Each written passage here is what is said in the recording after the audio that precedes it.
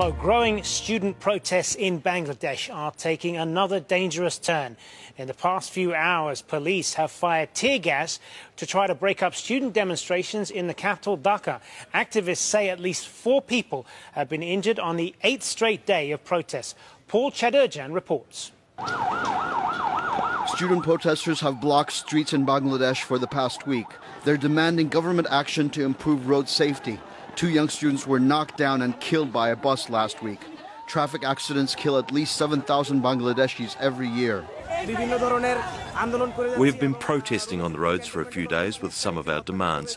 We are demanding justice for those students of the college killed by a bus, and we want safe roads. Over the weekend, the peaceful protests became violent when police tried to break up the crowds. Rubber bullets and tear gas were fired at demonstrators. The government ordered schools and bus services to shut down. Bus drivers say they were attacked. We stopped running our buses as students attacked and damaged our vehicles. We cannot go on the roads. Students hit our drivers, so no vehicles could move. The government's trying to quell the violence by cutting internet services to cripple social media and censoring both Bangladeshi and international media. Pro-government student groups are being accused of attacking protesters. We all are feeling threatened here. We wanted a peaceful protest. We don't want any trouble occurring around here. Yet rubber bullets were shot on our brothers at Mirpur neighborhood. They were dispersed. We don't want all this.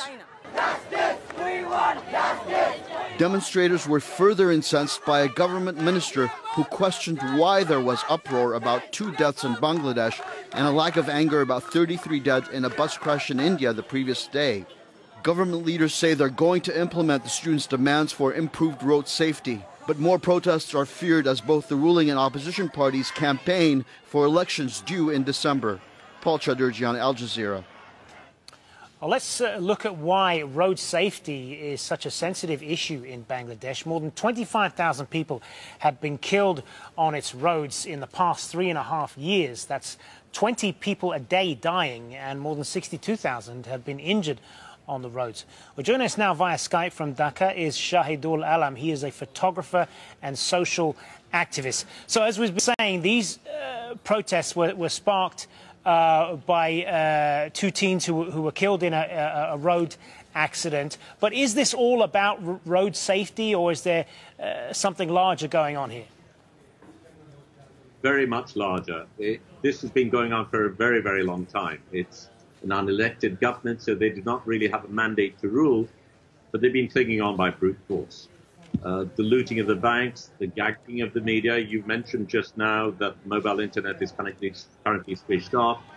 The extrajudicial killings, the disappearances, the need to give protection money at all levels, bribery at all levels, corruption in education. It's a never-ending list. It's been huge.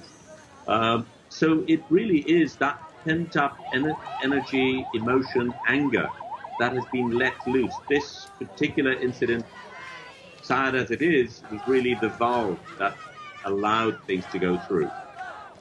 Very recently, there was another very big protest about the quota, because the quota system is rigged in such a way that only people close to the party in power get government jobs, and there is a disproportionate amount of jobs going to them. So ordinary people protested. That was very brutally brought down. Under pressure, the Prime Minister offered reforms, but then reneged on that. So this time, that's also part of the reason. So this time, when the students did go on protest, again, it went to a situation where they could not control it. And the Prime Minister has promised that she will cede to their demands. But of course, people no longer believe. She has no credibility. She's made promises before. It's not been accepted. So now they don't do it. But I think what we need to look at is what's happening in the street today. The police specifically asked for help from these armed goons to combat unarmed students demanding safe roads. I mean, how ridiculous is that? Today, I was in the streets. There are people with machetes in their hands chasing unarmed students, and the police are standing by watching it happen.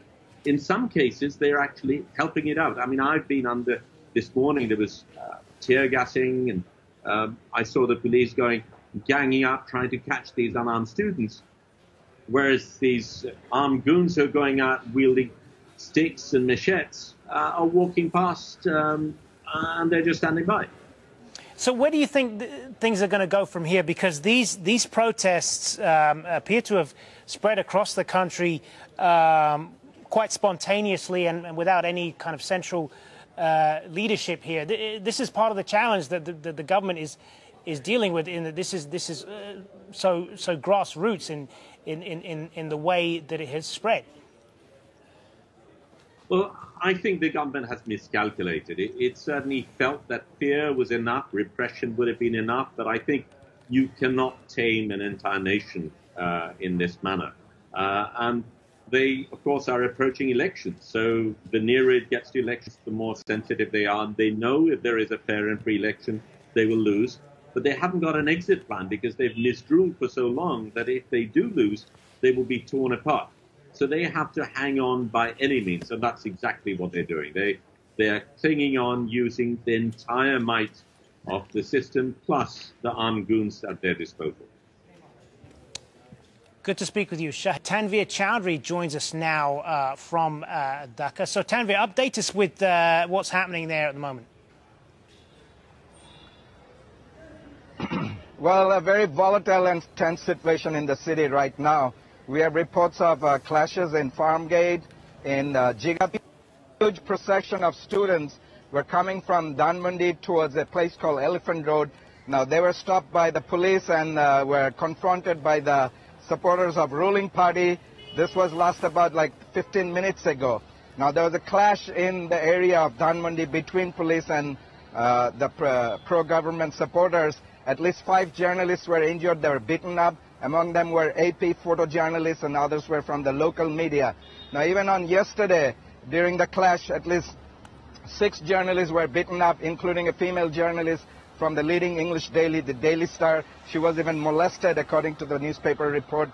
This is making the journalists very scared, because they're there to do their job and they're getting beaten up in front of the police by what they say is the ruling party supporter. We have no way to confirm that.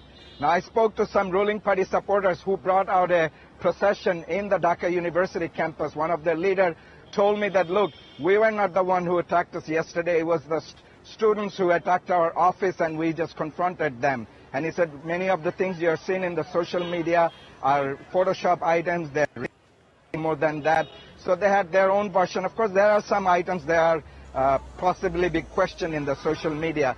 But the city right now, what was a social movement against traffic safety is more and more turning out to be taking a political dimension rather, and the situation in some part of the city as of now is still tense. You can see behind me a very busy road. There's hardly that much traffic. People are not getting out.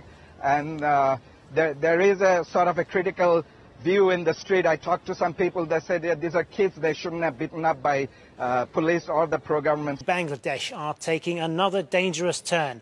In the past few hours, police have